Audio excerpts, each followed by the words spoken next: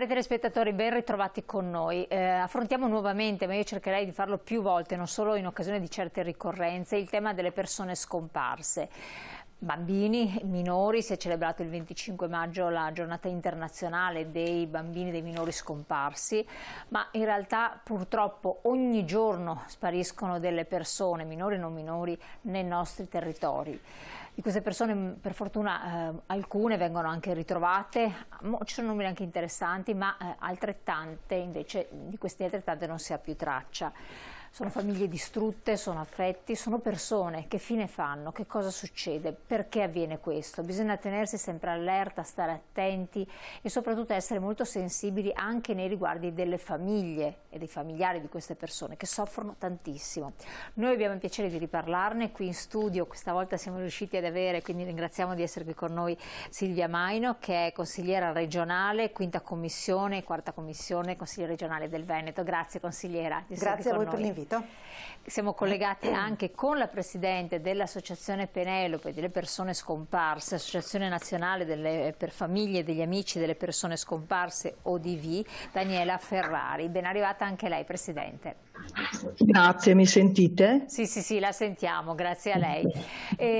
Allora, io direi di incominciare qui con la consigliera, che così approfittiamo appunto della sua presenza, perché anche tempo dietro ne avevo fatto cenno a lei, perché in Consiglio regionale lei ha affrontato in più circostanze, in più occasioni questa problematica, facendosi promotrice di iniziative, da proposte di legge che reputa importanti. Allora ci spieghi innanzitutto da cosa nasce questa sua sensibilità, intanto, e poi anche dandoci 2 o 3 numeri, perché io non ho voluto citarli proprio per lasciare anche a lei, che ha in mano il contatto diretto col commissario straordinario, insomma. Beh, intanto io ringrazio davvero di questo invito, perché ci date l'opportunità, sia a me come esponente del Consiglio regionale, ma soprattutto all'Associazione Penelope, di parlare di un fatto drammatico e tragico che riguarda la nostra realtà, ossia quella delle persone che scompaiono e purtroppo tante volte scompaiono e non si ritrovano. È una piaga quella degli scomparsi e che ha numeri raccapriccianti in Italia.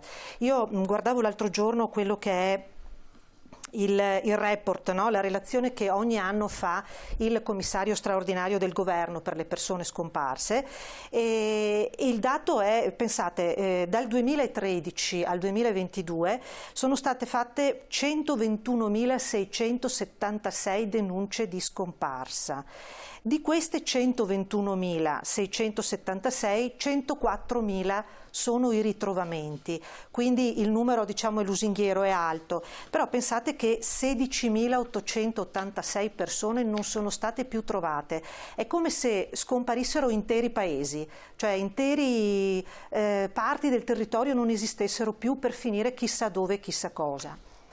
Ecco, questo tipo di purtroppo scomparsa in Italia non accenna a diminuire.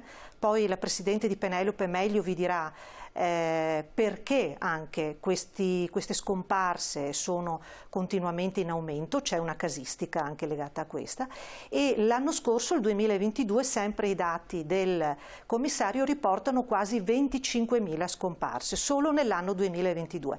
È come se scomparissero, diceva sempre il commissario, 67 persone al giorno, cioè 67 persone al giorno vanno a presentare una denuncia perché è scomparsa una persona. È un numero allarmante. Ecco, scomparsa cosa vuol dire? Perché io lo so che per voi è dato scontato, poi mi sono accorta che chiacchierando con le persone che non hanno forse contezza di cosa vuol dire scomparso.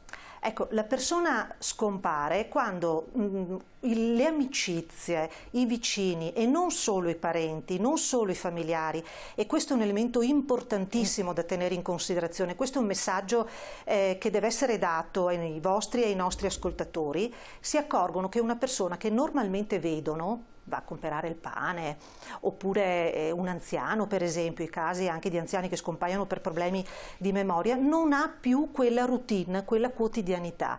Ecco, la legge che, grazie a Penelope, io continuerò a dirlo, è stata portata avanti, la legge 203 del 2012, consente a tutti, quindi non solamente ai familiari, di poter denunciare un'assenza, cioè una persona che normalmente, abitualmente noi vediamo, diciamo, come mai non vedo più questa persona che abitualmente viene, ripeto, a prendere il pane o altro.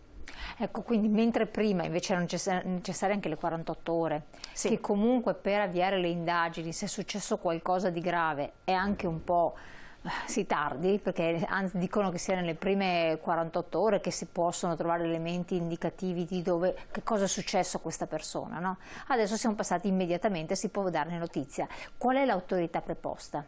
Allora, normalmente si va in qualsiasi punto di polizia, i carabinieri, anche i vigili urbani si può andare a parlare, perché comunque la caratteristica e l'importanza di quella legge è immediatezza. Non serve più, come lei ha correttamente detto, aspettare le 48 ore, si va immediatamente in un posto di polizia e si dice quello che si ritiene, quando si ha sentore appunto che la persona non sia dove si pensa, si suppone insomma possa essere e sia in pericolo, si suppone che ci sia una situazione di pericolo per la sua incolumità. Ecco, quando qua parliamo di casi di persone che comunque non c'è un legame molto stretto, può essere però, dopo ci racconterà bene anche la Presidente, i familiari, un familiare che non fa ritorno a casa. Poi andremo anche nei casi dei minori che sono anche molto più toccanti perché li riguardano da vicino, quando parliamo anche soprattutto di bambini diventa allarmante la cosa perché si può immaginare di tutto e di più. Il caso del familiare, perché viene messo a volte in discussione? Perché c'è anche il dubbio che possa essersi allontanato di sua spontanea volontà, abbia voluto far perdere le tracce di sé, cosa anche peraltro ritenuta lecita perché un maggiorenne può anche farlo. Ma cosa c'è? Qual è la differenza? E che cosa fa scattare anche gli alert? Guardi, bisogna far cambiare proprio nella mente delle persone questo modo di pensare, bisogna cambiare forma mentis, è proprio un'azione di civiltà, di socialità, cioè dobbiamo imparare a convivere con le persone che ci stanno attorno e ad osservarle, ma non in senso negativo, no? L'osservazione in senso cioè che non va bene, no?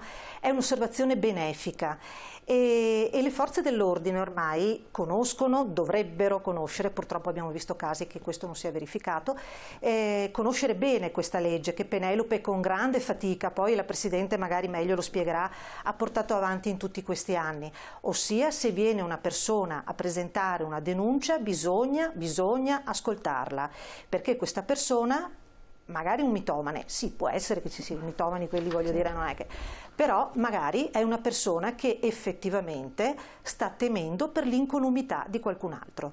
Assolutamente, questo è molto importante.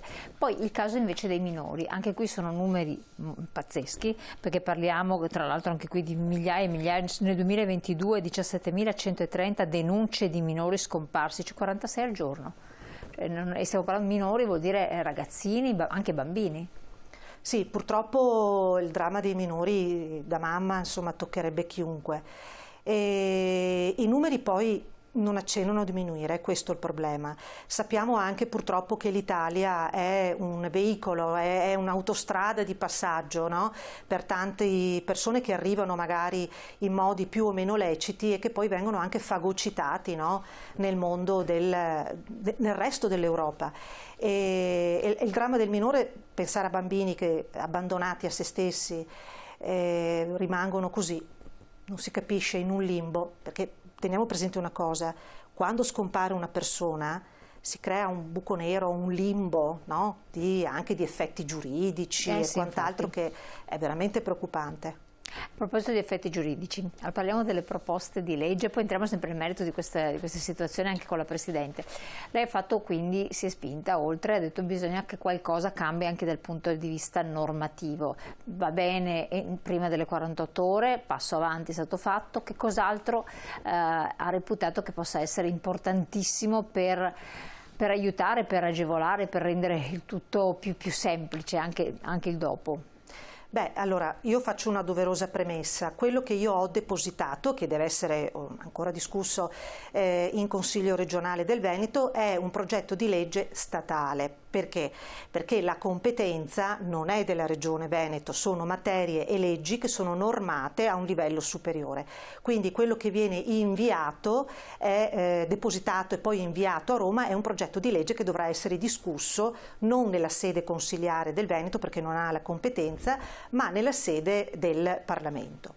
Detto questo, io ho depositato un progetto di legge che consta di 5 articoli, li riassumo un po', diciamo così brevemente. Il primo è la madre di tutte le battaglie, ossia trasformare da 10 a 5 gli anni che sono necessari per dichiarare la morte presunta di una persona.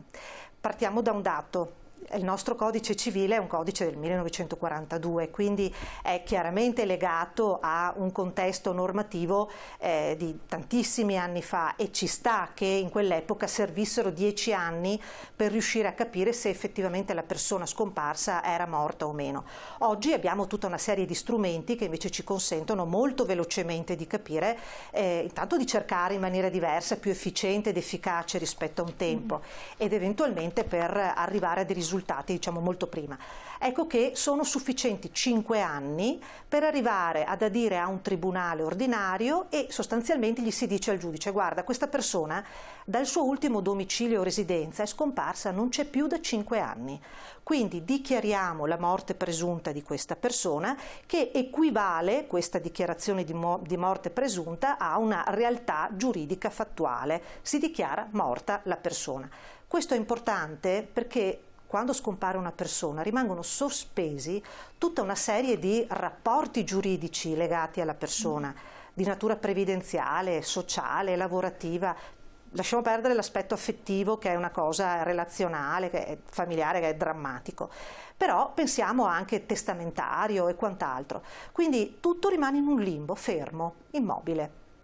Altro aspetto che tratto nella legge è di richiedere che a livello sempre nazionale venga istituito un fondo di solidarietà per i familiari degli scomparsi. Io ho posto, diciamo così, a titolo di esempio, attività di assistenza medico-psicologica, ma tutte le attività, pensiamo, anche legate alla parte dell'avvocatura, quindi servono avvocati, legali, quindi certo è una cosa che ha dei costi per le famiglie, e il rimborso delle spese legali. E la cosa più importante, a cui tengo di più, è di istituire comunque, e lo chiedo con questa proposta di legge, anche avete presente l'istituto che concede le ferie, no? alle persone. Normalmente succede che in tutti, esatto, la cessione delle ferie, succede in tutte le ipotesi contrattuali che abbiamo oggi, la possibilità di cedere i propri riposi o piuttosto che le ferie a quelle famiglie che versano in condizioni di difficoltà, per esempio perché hanno il figlio malato o quant'altro. Ecco, anche qui pensate che quando si devono mettere in atto delle ricerche, la famiglia deve assentarsi dal luogo di lavoro per più e più giorni, perché chiaramente deve stare vicina.